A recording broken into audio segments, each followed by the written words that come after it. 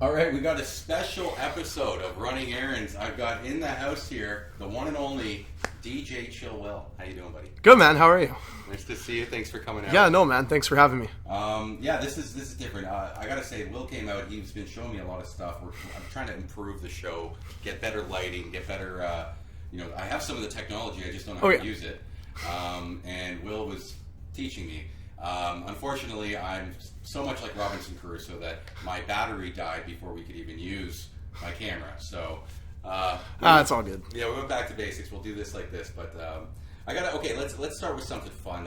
What was your favorite movie of last year? I see you're wearing a Star Wars hat. Oh God, last year? Are you a fan of what they've done with Star Wars since Lucas sold to Disney? Yeah, I don't really care. I just want more Star Wars, so I'm happy as long as they're sort of funding it and making more. I'm pretty happy. Just keep them going. Yeah, just keep them going and I'll be happy. I'm not like everybody else that hates The Last Jedi. I didn't actually mind it. I think a lot of it made sense, but I don't have to go into that here. It's a good series, and I think when George Lucas was doing it on his own, it kind of already hit rock bottom, so I'm not really sure how much worse Disney could do. So, as long as it doesn't get worse than it was, I'm just happy we have more Star Wars. No, and I agree with you. I'm a person who I like what Disney's done. I've liked the last couple that they've done, and I'm excited to see what they do. They have a new one coming out, if I'm not mistaken, right? So, I hope it's good. Okay, let me ask you then, what would be your favorite Disney movie growing up as a kid? Oh, that's actually really easy. The Disney Robin Hood, the Fox Robin Hood movie. Yeah. That's a rare one, dude. It's my fucking favorite movie ever. Really? Yeah, hands down. That's awesome. Okay. Let's dive into some industry questions. I've known you a few years now. Yeah. But I gotta ask, what was your first rave experience? What was your introduction into the scene? My first rave would have probably been some random party at Club 120. 6 years ago, maybe. I didn't really go to a lot of parties and electronic shows or shows in general until maybe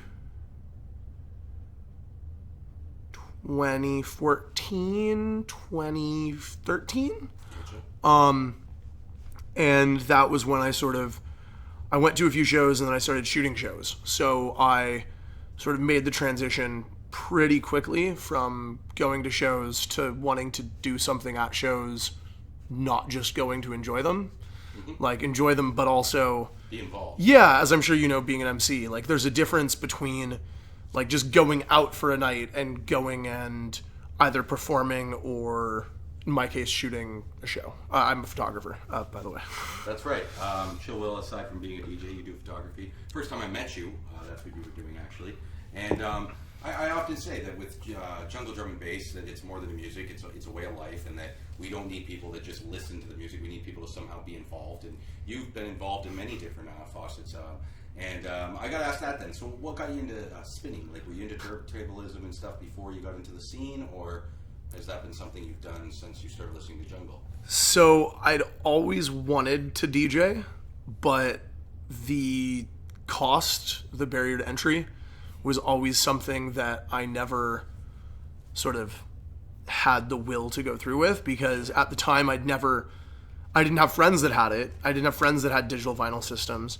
I'd always wanted to try DJing, but when you don't have friends that have stuff, trying it is a little more expensive and a little harder than just sort of having a friend that's like, hey, here, let me show you these things, and, working from there. So I moved up to Toronto in 2006 from California, and one of the times when I went back, I ran into a friend who, I went over to his house, and he had a digital vinyl setup at his house. And this, I think, was back when Serato Scratch Live was a thing. It was a while ago. And I had no idea that digital vinyl was a thing. that you could play any song you had digitally, but still have the physical feeling of DJing. And that blew my mind. And so I never really wanted to do DJing that wasn't digital vinyl. And so hence the barrier to entry being a little more expensive than just, picking up a controller or whatever. So for a long time, I just wanted to, but never got around to it. Then, I guess it would have been in 2014 or 2015. I got a Tractor S2 for Christmas and didn't really use it, didn't really touch it, had no idea how to get into it. I didn't really have a library of music, so I didn't know where to start. And a year later, a friend of mine comes over to my house after a show and is like, "Oh, you have this? Here, let me show you." And so he showed me the very bare basics in maybe March of 2016 on a Tractor controller. And I liked it, but it wasn't the same as sort of what I envisioned with vinyl or with digital vinyl or whatever. And so I was like, this is really cool, but it's not exactly what I like. And so about 2 months later, I came back from a trip to Vegas and I went to a friend of a friend's house, and he had a full digital vinyl setup. And I got to try messing around on that for the first time ever. And I played, I'm sure I train wrecked a crap ton, but played for the first time on a digital vinyl setup to some friends who were sitting in another room. But every so often I'd drop a tune, like maybe Skrillex's Scary Monsters and Nice Sprites, like one of those really old tunes that like we all sort of like remember in different ways. And I'd play tunes, I'd play some Rudimental, but every time I'd play one of those songs, somebody would come in from, like, run in from the other room and be like, "Oh my God, you just played this, I haven't heard that in forever." So it was a really good sort of introduction to how you can make people react when you play music. And I really, really like that, and I really, really like digital vinyl. So I knew from then on this was how I wanted to get into DJing, if that's how I was going to do it. And within 2 weeks, I'd gotten 2 turntables and a DJ mixer and started DJing drum and bass. Awesome. That's awesome. So, and your love for music, is it something that you grew up with? Have you always had a passion for wanting to play music? I've always sort of wanted to play music, but I've never sort of stuck with it. I don't naturally, I'd say, have the like writing music ability, but when I'm listening to music, it's very easy for me to think about things that would go well with music that's already playing. Sure. So that's what I really like about DJing, is you take 2 things that are already made that have some form of structure, but then you get to bend it and make it your own and make it different from what it was, in oftentimes a way that the original artist never intended or could even have imagined. And I think that it's really interesting and cool. It is. Beat matching and finding music that properly complements itself isn't just grabbing 2 records and putting them on and making them play together, right? Yeah, exactly. Okay, I got to ask you then. You've kind of had about 10 years. It sounds like 7-8 years in the scene. Ish. Yeah. I guess now. You've moved up pretty quickly, though. You've made some really big progressive moves. You're in with the Create DnB guys, right? How did you meet Zach and A2 and that crew? I met everybody through, just as I met you, through shooting a lot of shows.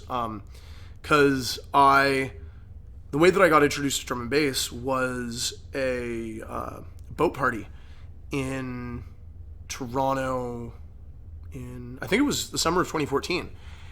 And it was the Pride and Bass boat party, and Ruben Heidi played on it, Kayla played on it, Kayla Oakley, Remedy. And so that was my first sort of introduction to this music outside of hearing random songs in games. And I'd always liked the songs that I'd heard in games, but I never knew how to go about finding more of this. Like, I'd heard Pendulum, I'd heard, like a lot of stuff, Disturbed was one of my favorite, for metal. But you can draw a lot of similarities between metal and sort of Disturbed and drum and bass. Well, Grand Theft Auto. Yeah. Grand Theft Auto 3 had Skid-a-Dee. Exactly. And I never played Grand Theft Auto when it was like a big thing when I was a kid. But going back and listening to like Tony Hawk Pro Skaters, like the radios that were in those games, you don't realize it sort of then, but you go back now and you realize how much of that music. Well, I like the 8-bit shit, to be Yeah. honest. Oh, yeah, no, it's great. Like Capcom or Yeah. any 16, 32-bit stuff. Oh, yeah. Well, that's the cool thing. The crazy thing about that stuff is it's a whole. It's how do you make something that can loop over and over again without getting old? Like if you look at the Mario music and stuff like that, like some of that stuff is it's masterful because, whoever's playing the game is going to be listening to that damn song over and over and over and over and over again, and There's what do you actually do? From this one to me, Yeah. RoboCop stands out because it was the most horrible. I don't know what they had done to make that MIDI track, but it was like the gameplay was bad enough, but with that music, you didn't last more than a minute because Yeah. it was just so annoying. Yeah. But okay, so that's awesome. Okay, let's talk about your photography for a bit then. Like, have you been doing photography since you were a child? No, I got into it. I don't know, maybe around 2014 too. You're a new person since 2014. I guess. Will was bald. 2013. He started growing his beard and listening to drum and bass and making pictures. In Who knows? 2013. But yeah, it's something that I didn't really know what I wanted to do out of high school, so I went to Guelph, a university near Toronto, and took arts and science, basically a Bachelor of Arts and Science, which is you choose an arts minor and a science minor, and you make your degree out of that. And I had no idea what I wanted to do, so that was perfect, because I could choose any arts minor and any science minor, and I really like arts and sciences. And in my second year, I took a media course where I started a games and gaming radio show, talk show, kind of like what we're doing here now. And I put way more effort into that than I had into anything else that I'd done courses in. And I figured, well, hey, maybe I should, find some place where I can continue doing this. And so I really started doing media stuff come 2012. I'd always liked it. I'd always consumed it. I'd always sort of wanted to do video game streaming or making YouTube videos and whatnot, but I'd never made that jump. And then in 2011, 2012, that was when I started being like, yeah, this is actually something that I really like doing, and starting that sort of creative edge. And then I transferred from Guelph to Ryerson in 2012, and at Ryerson, I'm in their radio television arts program, which is focused on sort of media creation of all kinds. So in your first year, you do some studio work, some camera work, some single camera stuff outside as if you're shooting a small short film. You do some audio work. So you do a lot of everything. And then as you go through, you're sort of able to choose which ones of those you like doing. So I have a really good foundation. And that sort of shooting with cameras at school made me realize that I liked shooting. And then from there, I got a 7D, a Canon 7D, and started shooting, as I was saying, a few shows here and there. And I first started by shooting that Pride and Base boat party. And that was where I met Eric Tessiner, who does stuff with Cyrus and sort of like all OG, like Toronto jungle He's not guys. Chilton Gaines. It's one, every time he's like, you thought I was Chilton. I'm sorry, man. That's Eric. Yeah. No, he's a good guy. He's a great guy. So he introduced me to drum and bass and shooting shows, and I met him at the Pride and Bass boat thing, and shortly thereafter he threw the last, I think, drum and bass show at Rebel, or the Sound Academy would have been. It would have been, the shoe through the DJ Hype, the last Cyrus show. Yeah, that's where you and I met. Yeah, that was packed. It was a good party. Yeah, no, it was really good. I did MDMA that night. That's a hell of a night to do that. It was fun. Oh, I can imagine. But yeah, no, so I sort of got in there, and then through that I met James Brown, who does the church Sundays, and so for the past, 4 years I've been shooting church off and on He for... means taking photography. Yes. Shooting the church. These are sensitive times we live in. Yes, Very just so we're clear. We gotta be clear. Shooting photos, taking pictures. No, that's awesome. I love you sharing yourself with us. So it sounds like you found a passion at an older age and you've kind of dove into it, is what it really is. Yeah, so I don't know, I've always bounced around between a lot of different things, and sort of the creative side has always been something that I've liked. And so DJing lets me, figure out how, sets work together. And because I DJ, I can listen to sets and sort of hear when certain things are happening. And that makes my photography better, because when I'm shooting an event where I want to capture moments, I can hear different things in songs that maybe somebody who doesn't DJ or doesn't go to shows as often as I do won't necessarily know these certain things are coming. And so I think it gives me an advantage in capturing these sort of like candid moments that other people may miss. But so you definitely have that addition with the photography. I'd say also the bonds that you've built. Like I said, Yeah. You've made a lot of new friends, myself included. I consider you a friend. And yeah, that's what the jungle community is there's a lot of people, as much as we may disagree on other things, the music keeps us together. Yeah. And there is a unity amongst the jungle culture. Okay, I got a couple fun questions for you. If you could create a Mount Rushmore, okay, for drum and bass, and you got to have 4 faces, who would your 4 faces for our Mount Rushmore of drum and bass be? I think it's pretty cheesy. These guys aren't, I don't know.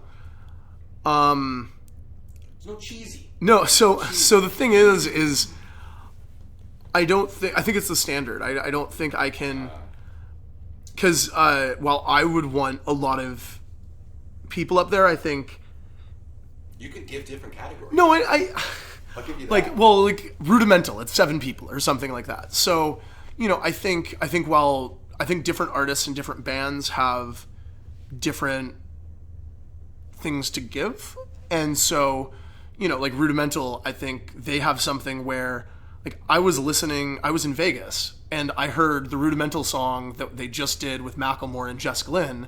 It's not drum and bass, but they were playing Rudimental songs in the middle of Vegas casinos, basically on repeat. Anytime I'd walk in, it was a good chance that I'd hear a Rudimental tune. And so I sort of look at them as people that sort of bring people from outside into drum and bass by being like, oh, I like that Rudimental song, and then they go listen to other Rudimental songs, and then they listen to, say, Feel the Love, or one of those other... Just because you don't like tomatoes doesn't mean you don't like ketchup. Yeah. So I think it's sort of different things let different people have access to it, but I think if we're talking strictly drum and bass, I think it would be Andy C., Goldie, Randall, and Ray Keith. Wow, those are great 4. And I'd add probably I might take out Randall or Ray Keith and put London Electricity there. Okay. That's interesting. Just because of the impact that he's had with Liquid and with sort of... You wouldn't put Fabio. Fabio would be on there, but he'd be in the same vein as... I'm giving you a hard time. Giving you a hard time. No. I think that you could take sort of Ray Keith, Fabio, or Randall, and I think Groove Rider would be in. Yeah, no, that's what I mean. That's exactly what I mean. I think there are certain people, like 5 or 6 people, that for certain sounds that you could sort of Going have for up that there. Discussion specifically. Yeah, You're no, at, exactly. I get where you are. Exactly. Where I think there's something to be said, like, you know, if you have on the mountain, if you have Goldie, Andy C, and London Electricity, you have the three heads of the three major drum and bass labels right now. You have the head of Hospital, you have the head of Metalheads, and you have the face of Ram. So I think in terms of influence and sort of names that we see, I think those are probably the three that we see more often.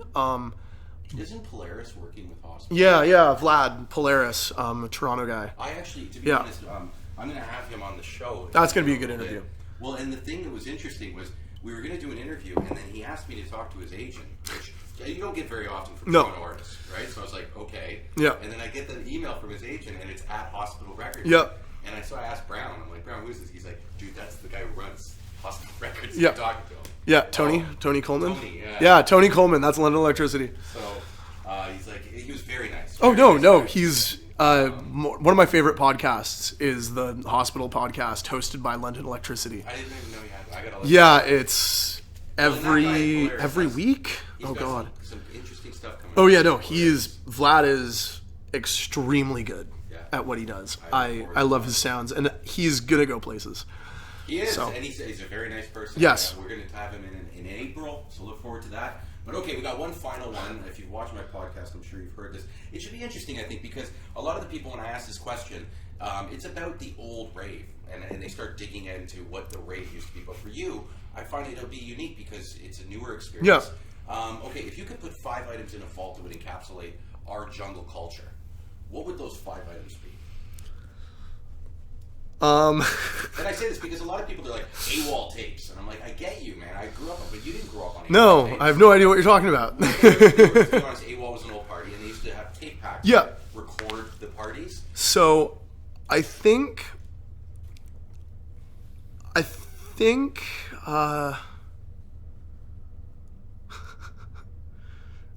just lock an old junglist in a box and have him telling you about how it was better back then.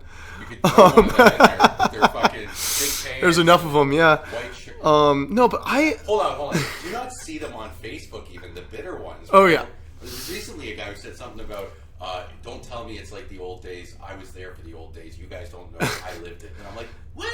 Yeah. I lived it? Who are you? Yeah. It is. No, it's... Those types. Yeah, but I think... I don't know. In terms of what encompasses Toronto jungle...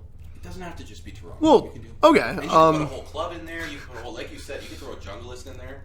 If there was a specific one, I think of Scooby, Andre. Shout out to you if you're listening. Actually, it was recently. Do you know Scooby? No, I don't think so. Okay, so Scooby used to be the old raver. Yeah. And I said to somebody recently in the podcast, whatever happened to Scooby? And they said, oh, he's on Facebook. His name's Andre. So I go to look him up. He's one of my friends on Facebook. Like, oh shit! Yeah. I said hello. Yeah. Andre, shout out if you're listening.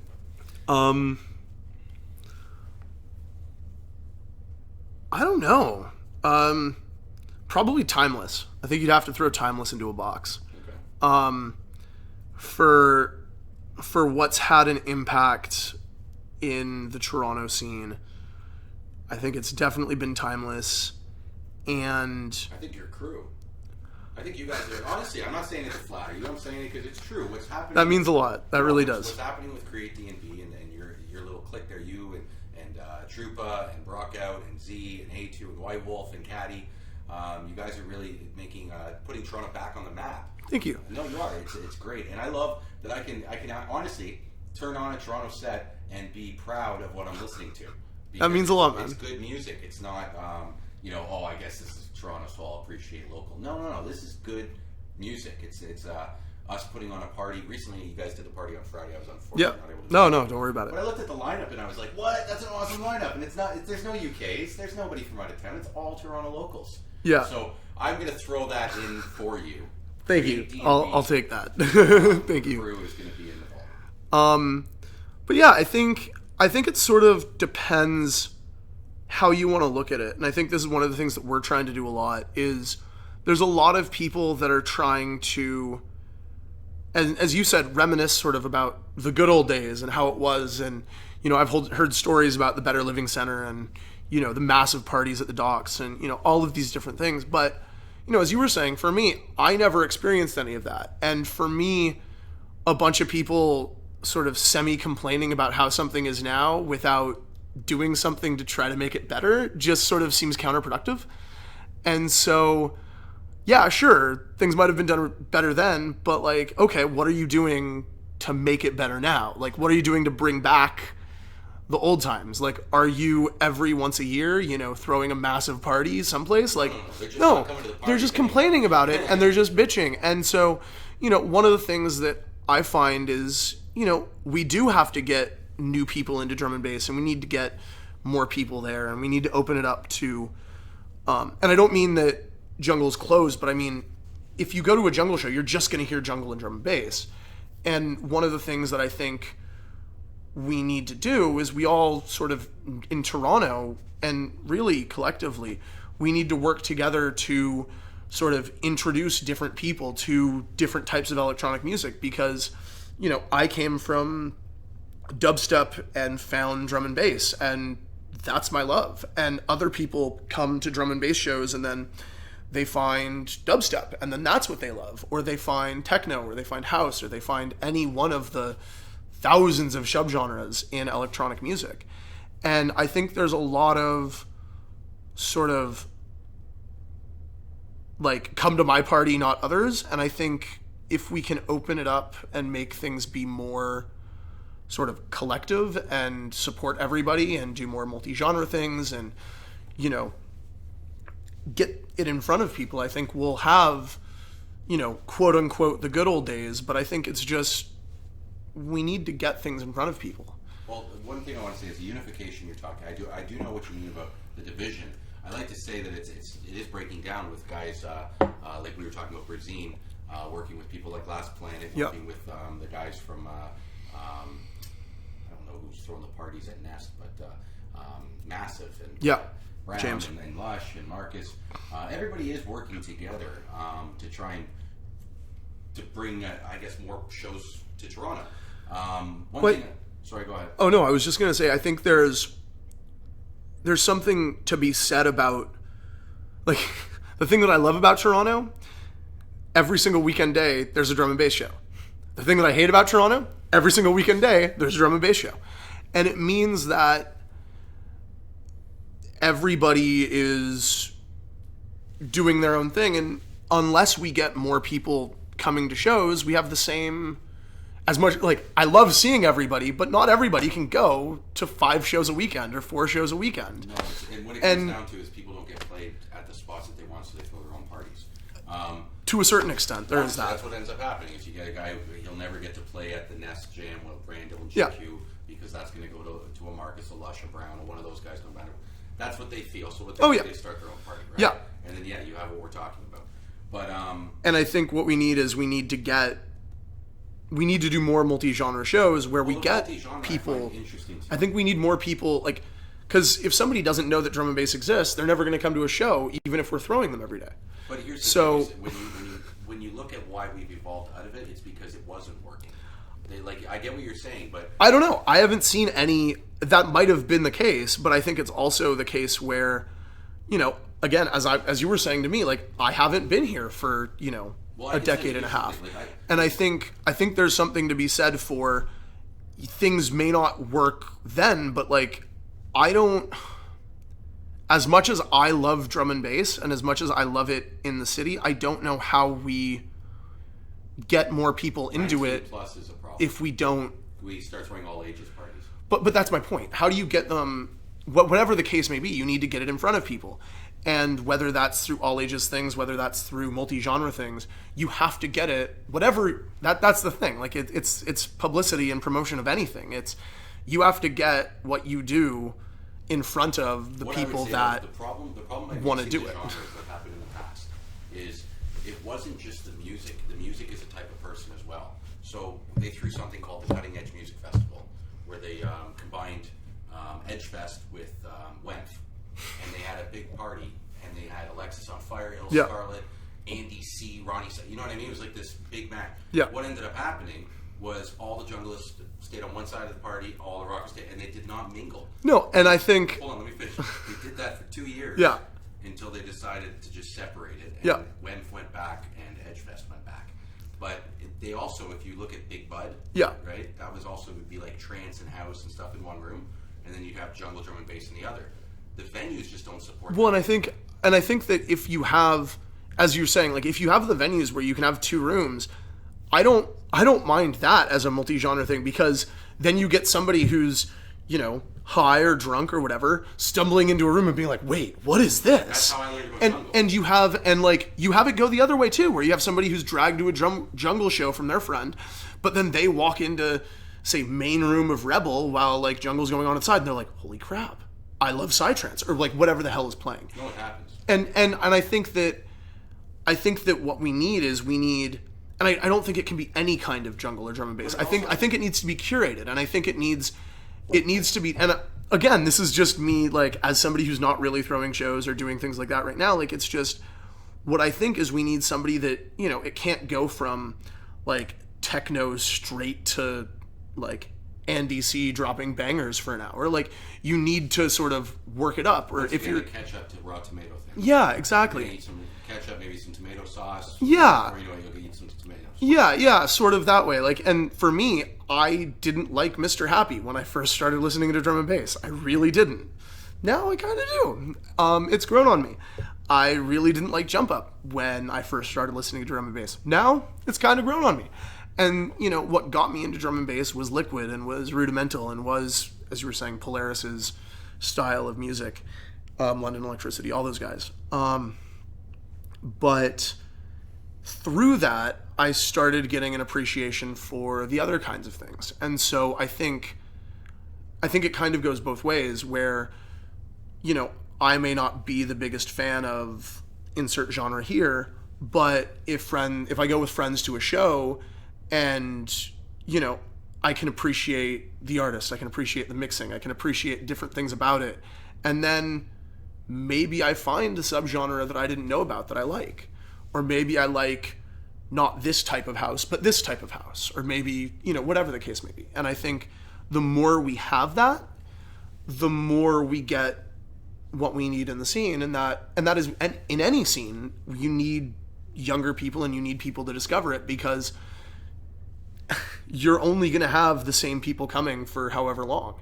We're gonna die. Yeah, exactly. And if you want any scene to continue and any scene to go further, you need to find ways of bringing new people in. Is that it's also the fact that children have malleable minds. They're easier to adapt to a newer sound. When you're 13, 14, 15, learning about a new song or a new genre, it's a lot easier for a kid to grab that than somebody who's 25, 26. A lot of people 25, 26, you ask them what music they like, they tell you, I like this, this, and this. Not too many people are like, I'm actually still trying to figure that out. Yeah.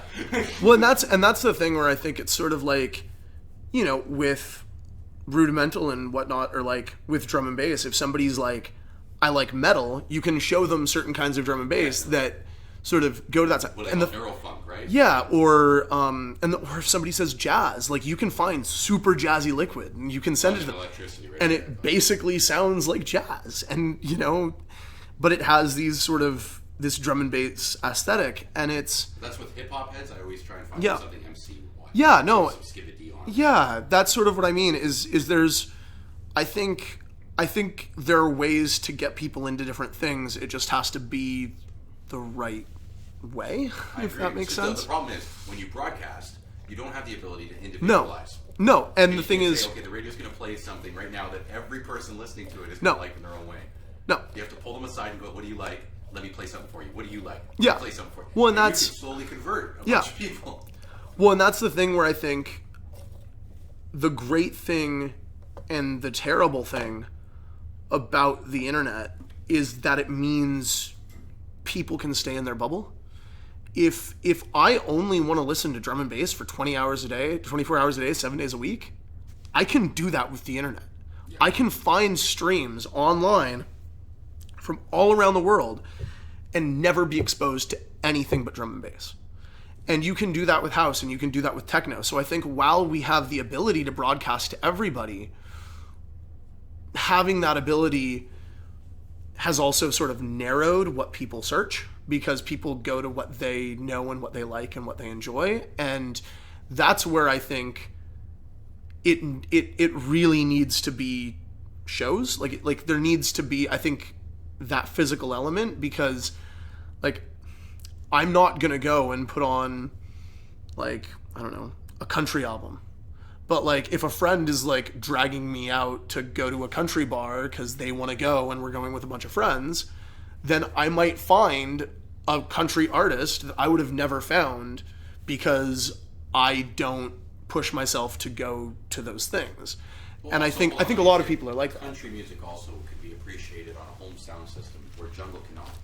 You want to hear jungle correctly, you got dude. I at least. I don't know about you. I know you. Yes, no. I understand. Yes, there are different elements and different things for different.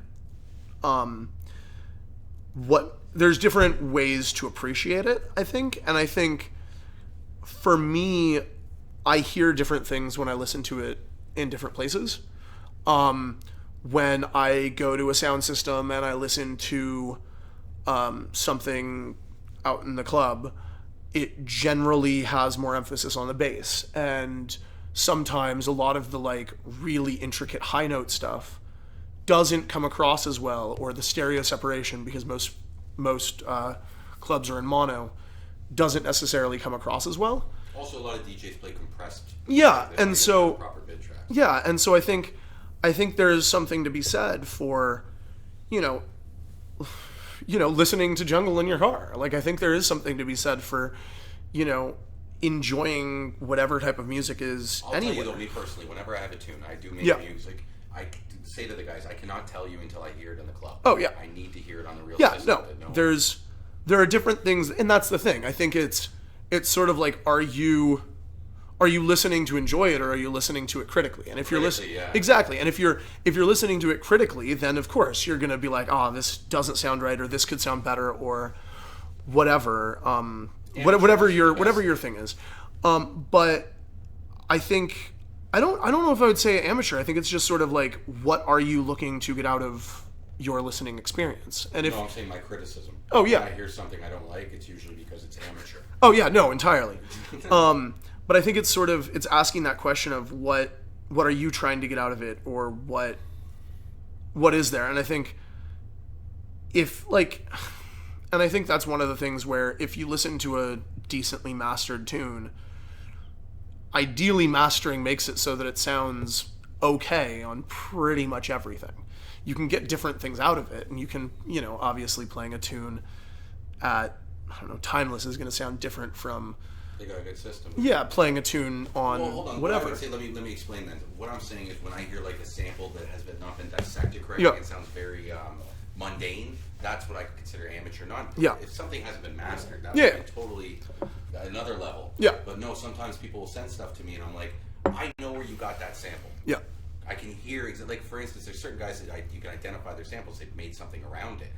Right away, I think of Zink or Ray Keith. These guys who have samples that you could never take without someone going, dude, that's a Ray Keith sample. Yeah. You know what I mean? And when I hear that type of a sample in a song, I'm like, that to me is amateurish. I want to hear you make your own sound and not sound like you got the Chemical Warfare Pack sample 45. I don't know. I think they all have their place, and I think different things have different benefits from it. And I think there is something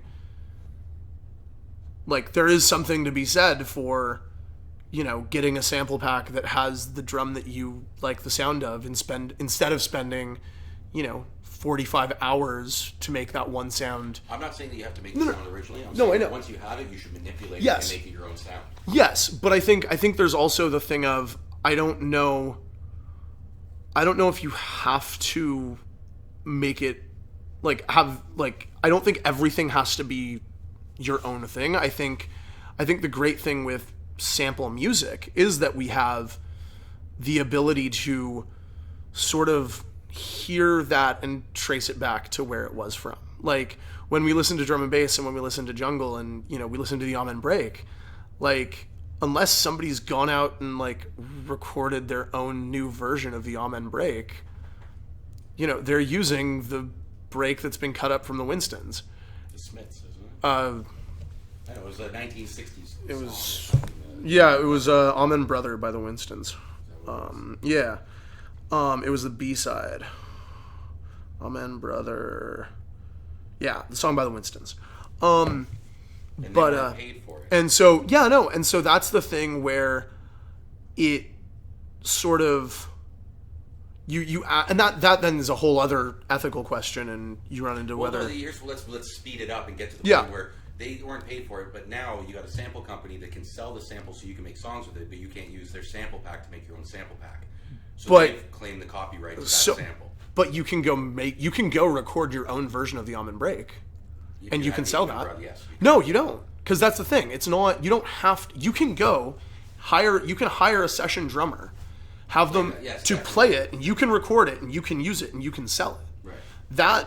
That's not a thing. What They gets just can't use their specific sample. yeah, and Which is so where it gets kind of weird. Because and like, yeah, well, and that's where the thing is do you go and do you get it from, as you were saying, that sample website, or, and to a certain extent, what I think is if you go and buy a copy of the Winstons and you record the break and you cut it up yourself, use it. But I also think that, like, if you find, I think it's also, like, to a certain extent, if a company or a person has found breaks, cuts them up, and then sells them to you, they've cut them up, they've done things to them, and from there, I think that what you're doing is you're paying them to do the work that you don't want to do. which is fair. And so I think what, and at that point then you ask, well, is what they doing, have what they've done transformed the original thing, or whatever, and then I think you get into really weird legal cases, which I'm not at a position to talk about. We don't even have to get into the legal aspect, because as you were speaking that, I was thinking the Amen Break, and there are a couple songs that shine. Is Original Nada, Yeah. right? That's an Amen Break, and Straight Outta Compton, right? Two Yeah. totally different songs, both using the exact same drum loop. Yep. And I couldn't tell you, have they been manipulated in individual ways other than being slowed down, sped up, and chopped apart? But is that enough? That's what I mean. Is it enough? No, I I think- don't think it is. I think it is. I guess. I think that if, well, the thing is I think with art, and I think with a lot of things, is if what you do transforms it from the original, then I'm okay with it. But if what you're doing is just taking the Winston song, throwing it up on the internet and selling it for whatever, then I have an issue with that. When if you haven't done anything to it, if you haven't made it your own, if you haven't changed it in some way, I think it also has to do with how special, because here's the thing, nobody was looking for that tune until it became the Amen Break, right? Like, nobody was going in asking for the Winston's B-side Amen Brother because they wanted to play Yeah. with their kids. So the thing is like, for instance, I think of Walk This Way. Yeah. Like, that song and that riff is known for that. If I was to come up with a tune and I copied that and went, well, dude, I just took the same sample that you did from I think there's a difference, because that's the I don't key to know. the song. I don't know, but I think, but if You get my difference, yes, right? but if what you do is changing if you change the song, if you use the if you do that, but then if you're using that as like a riff in something that you change, like, so if instead of having the walk this way, you like say change it Walk slightly, this way. or you add amen breaks under it, or you do whatever. So for me the change is if what you're doing can still be recognized and has been influenced by the original, I think there's some benefit and some ethical requirement. I don't know. This is coming from my stance. No, I like what you're saying. That you say, like, let's say I do a drum and bass remix of Walk This Way. I say, Walk This Way, Chill Will, drum and bass edit, or whatever. And then I'm like, original buy. But then you make, let's say, $1 million off it. Do you owe any of that money So- to Aerosmith? But so that's the thing. I don't know. You can go to different there's a website called DistroKid, and I don't know. I know So DistroKid. so I don't know if this works with electronic music, but I know with rock music, there is a license that you can buy from Allows you to DistroKid play music. that lets you make covers of songs, publish them, and sell them and make as long money. As you pay them. As long as you pay. So I don't. So I think that's where it goes, and I've never looked into it because I'm not at the point where I'm making music that I can sell. But I'm not looking into DistroKid to do that. But in theory, if it works the same as, say, a rock band, in theory, I could go to DistroKid, get a, License. get a cover license, and make my drum and bass cover of Walk This Way. Let me explain what I know of DistroKid just for a second. Somebody told me because of some of the music I was putting on Facebook that I could get hit with copyright Yeah. stuff, and they told me to get this DistroKid and it will protect me from any of those type of copyright things. So I don't know. You might want to Google and do more research than what So- I'm doing, but Yeah, so for DistroKid is on the producer side. So if you are making music, you can sign up to DistroKid to upload your music to them, and then they can distribute it to different places. okay. So they have something that lets you put it onto iTunes. And again, this is like These are third. services that they It's a service that they provide. Yeah, I get you. And so what I like about it, and this is the thing where I don't know if it applies to electronic music, but then the other thing is, if I'm doing a cover of a song, I'm not going to be selling it. I'm going to be using it as promotion. I'm going to be being like, hey, you know Hotline Bling? I've done a drum and bass version of Hotline Bling. So if somebody searches Hotline Bling drum and bass, my thing will pop up. I'm not going to be using that to be like, hey, buy my song for $1. I'd be like, hey, here's a free download for it. And then they'd be like, wait, maybe he has other things, or I liked what he did with this, or whatever the case may be. Yeah, I get So I think there's ways to do it, and I think it depends how you do it. And I've seen people do it in the wrong way, where they've taken a song, thrown a generic amen break underneath it, and then uploaded it and called it their own. And it's like, no, all you did was take a song and put a drum and bass break under it and then upload it. Like, that's not yours. At very least, that, like, at the most, that's like a rework of, like, that's your edit. Like, that's not even really like your song at that point. Like, do you get what I mean? Like, I think there's various degrees of what you want to do with Well, it. ideally, here's the thing. I think ideally it would come down to a person wouldn't borrow art unless they were able to get permission from the artist. But But I that's not think possible. I think the thing is the great thing about art is we don't need to. Well, in that case, we do though. You just said somebody Well, took no. a piece of art and put a name and break. No. I mean in the sense of, like, it's not transformative. It's if what you're doing is passing somebody else's work off of as yours, then I think there's a problem with that. But if what you're doing is, taking the riff from Walk This Way, but then writing a whole new drum and bass tune and doing your twist of the riff. So let's say the riff starts and everybody's like, oh my God, it's Walk This Way. But then you flip it on its head and do something else and it's not Walk This Way, It started off as but it started off as it. Then I don't see there being an issue. I think it's sort of, I've done a lot of research and have been involved in a lot of the sort of online copyright stuff, and seeing how it's dealt with in the legal state and legal capacity is very interesting. And I'm definitely not saying it's right all the time. It isn't. But in general, the idea is that if you take something and add to it, whether it's through talking about it, whether it's through critique, whether it's through remix, whether it's through parody, whether it's through any of these things, you should be good. Because Parody's a big thing. because what you're doing is you're being, with parodies, you were saying, you're being critical of something. You're putting your own twist on it. And I think there's there's that varying degrees of what are you doing and how are you doing it. Weird Al, for instance. Let's take him for example. He's parodied. Oh yeah, no, and 100%. He has to get permission from every artist though before he does one of his songs.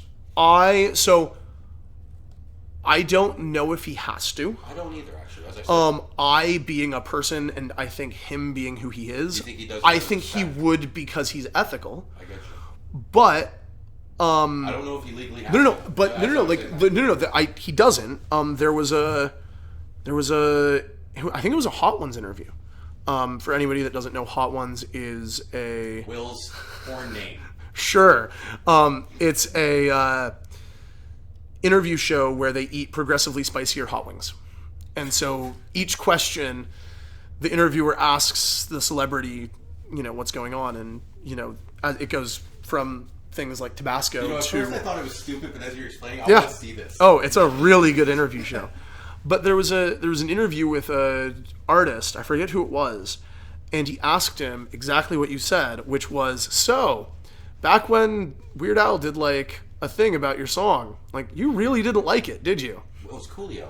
Gangsta's Paradise. Yes, I think it was I that. remember Yeah. He got pissed off. And now, hey, for those who don't know, he ripped off, what's the blind guy? Stevie Wonder. Yeah. That was an old Stevie Wonder song. But anyways. And so what I think is funny is he was asked now what he thinks about it and whether he thinks he overreacted. And he was like, yeah, I was a stupid kid. I overreacted. Like, that really, no, it's like... I remember that, Will. Yeah, I remember when that it's... happened. Amish Paradise, and Coolio came out saying there was a serious song, and that this guy's a joke for making a joke about... And that's what I mean. serious. And so there you go. He didn't get permission. You're right. Like, Coolio would never have said, yeah. No. So I But think... hold on, let me say, I don't even think Coolio had the rights to the song. No. Because, like I say, it was Stevie Wonder's song. You get my point. You get my point. Though. I get what you're It's saying.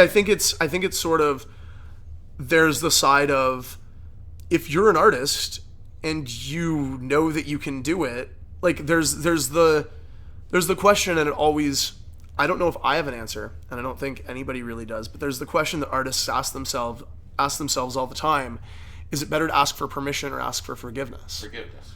And I don't know. I could tell you.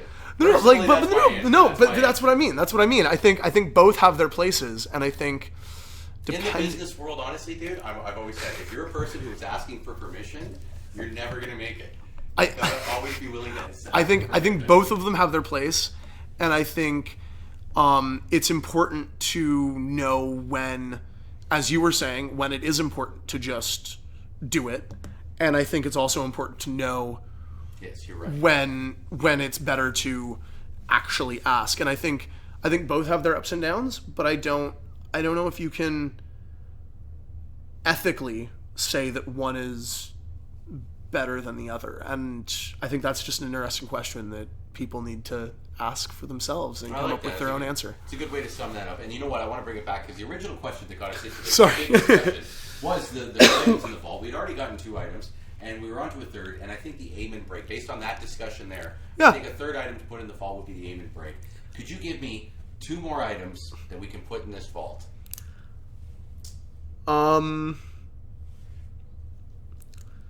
Let's say, what did we say we're putting in the vault? We have a raver, we have timeless, we have an aim and break.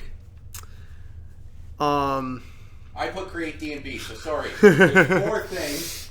We need one more thing, and we're almost hitting the 1 hour mark. So this will be the last question.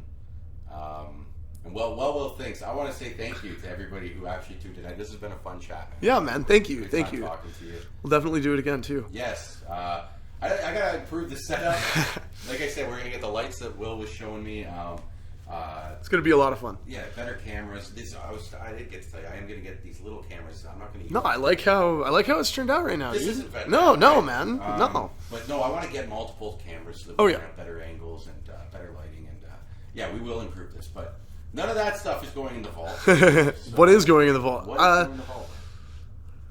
If Timeless comes with its DJ setup, then we're good. If it doesn't, then I'd say a DJ setup. I say But we throw a specific DJ setup in there. Like, what is it that you like about Timeless's DJ setup? Oh no, I like the speakers. It's more just to have a DJ setup. It's just more just to have. But I'd say probably a DJ slash production workstation. Like basically, if we're having a vault that like you have to sit in and just make music with, I think having a computer with some DAW, like Ableton. Ableton, eh? I'll say what kind of sequencer were we going to be running with Ableton? Ableton was a fun one. I like because as someone who doesn't know how to produce, they had that thing that you could just cut the samples, put them in, and like I was saying, a real producer doesn't do, but I don't know how, so that's what I do. And you could just put like 8 samples on top of each other, press play, and it'd be a song. You could just like move this out and put that in. Yeah. And you were sitting there with this little pad just making new beats. And I was like, oh, this is awesome. I'm the producer. Yeah. Because my friends, we had Fruity Loops growing up. Yeah. And they would sit there with these little cells and they'd show me, like, they'd dissect the thing, open it up and show me, and they'd have all these little dots next to each other, and they'd play it and go, wow. And I'm like, what's it? He's like, dude, that took me like 10 hours. Wow. Sound design is crazy. It is. And God bless those guys, because I don't have the patience. No, everybody does their thing. And that's sort of what I was getting at with samples and whatnot. If somebody spent, as you were saying, 10 hours to make that perfect wow, then fuck it. I'll give you $5 and take that perfect wow. But that's the problem, is that some people don't give you the $5, they just take the wow. Well, entirely. And that's the thing that you have to work on. And you have to figure out, you have to find a way to market your stuff to the people that are willing to give you cash, because people are always going to steal shit. People are always going to try to steal shit. Before we go, I want to say one thing interesting about music from other arts when it comes to piracy. Yeah. Is I'm a person who's always made music and said, here, take it, because I know I'm not good enough to sell it. And it brings people to me for other arts that I like to do. But music is one of the few arts that gets pirated. Like, nobody pirates paintings. Nobody goes, hey, can you download that latest Van Gogh? I want to put it up on my wall. Well, I think it's more... But we do have prints. But we have prints. We have prints, but they're I think it's more what people expect from it. Anybody can go and take a picture of the Mona Lisa. Sure.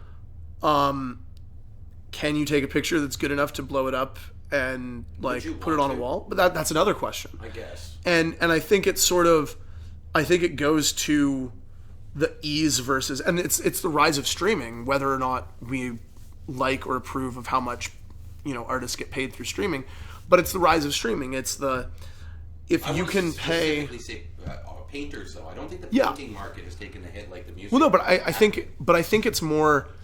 There's the skill level. So if you want to copy a painting, how do you go about doing it so it's good enough for somebody? And I think, but I think, well, what do you? If you want to get a good print, you have to take the painting down. You have to scan it. You have to scan it well. You have to print it well. Like, I think there's a lot more stuff that you have to do. Well, hold on. I have a friend that just got the printing rights for 2 Group of 7 for A.Y. Jackson's. And he has a specific size that he's allowed to print. Yeah. So he can't do cups because the cup would be too small. He can only do, I forget what it is. So if it's a 10 by 18, let's say. Well, if you want a 9 by 17, you've got to go to somewhere else to get that print. So it's not as simple as you just go to the place where the painting is, they put it on a scanner. And No. I'm saying whoever's got the rights has done that. Right. But I'm saying in order to get it so your friend can do the print that's however big, someone somewhere has to have scanned it. Sure. And so what I'm saying is, if you're going to spend money on a print, it's not the same because you have to spend money. Like, even if you want to print, you're going to spend money. Like, you can't get a free print other than downloading it and printing it. People don't do that. Well, that's what I'm saying. I don't know. I don't think they do. No, but the question is, it's do you have the ability to? And I think when somebody downloads a thing and prints it on their normal inkjet printer, they look at it and they're like, this is doable. Can't do this with and I think if somebody had a printer that they could do that to, or worked at a print house, then sure, maybe they would do it. But I think if they worked at a print house, they'd have other legal liabilities that would make it so they couldn't just print things and take them home for themselves. But and that would stop them. No, I'm just saying like however they were going about doing it. And I think it's sort of, that's where you run into the ethics of the person working there. And it's, are you going to trust somebody working at a print house who has a history of, whatever, printing their own things and then selling them? Like, or are you going to go to a print house who has, who might cost a little bit more, but who has a reputation of, getting things done, giving you back your thing, and not doing the stuff. And I think it's sort of, it gets to the physical versus the digital. And it gets to when you remove the person, it's a lot easier for other people to be okay with Stealing? yeah, I get you. or view it as not harming an individual, it's harming the record industry, or it's harming some ethereal thing. I agree. And I think, If you had to, if for every download you did, if you literally had to open your door, take the money out of the child's hand while he was like, "My mom needs to," you're like, "No, I want to listen to this song." Yeah, no. I think a lot less people would do it, but I think that's where we sort of have streaming, and I think to a certain extent, like, you can go and get a super high resolution picture of the Mona Lisa and put it on your phone as your wallpaper. Like, you can do a lot of these things, and I think it's just sort of, are people doing this? Why do they want to do this? And is what they pay for drastically better than what they'd get for free? And I think that's one thing where the benefit of digital's digital. If you have a lossless file, whether you buy it or pirate it, it's going to sound the exact same. Whereas if you get, like, if you go and find a, painting or a print, like, if you find a free print, that's going to be way crappier than a print that you bought from the Louvre in their, gift shop. The quality. Yeah. And so I think it's sort of, what does the person expect? And I think it's sort of, if you're spending $15-20 already on a shitty print, it's a lot less of a jump to be like... I think you also hit a good nail when you were talking about the experience. The fact that when you download a song, you listen to it, it's the same as buying the CD and putting it in. When you download a picture, it's not on your wall all of a sudden. No, it's like you're painting. Like, that's a beautiful painting. Yeah. This man has a painting of him and his dog above his fireplace. It's mint. I actually got a picture of me in a kimono with a pipe after Hugh Hefner passed away, and I said, just because I don't get ladies like the Hef doesn't mean I can't hang like them. And that's a beautiful picture. Yeah. If anyone's ever seen my profile photo of Graywood and I, that's what it is, the painting. But anyways, Will, I want to say thank you. Thank you. Guys, as always, thanks for tuning in. Until next time, peace out.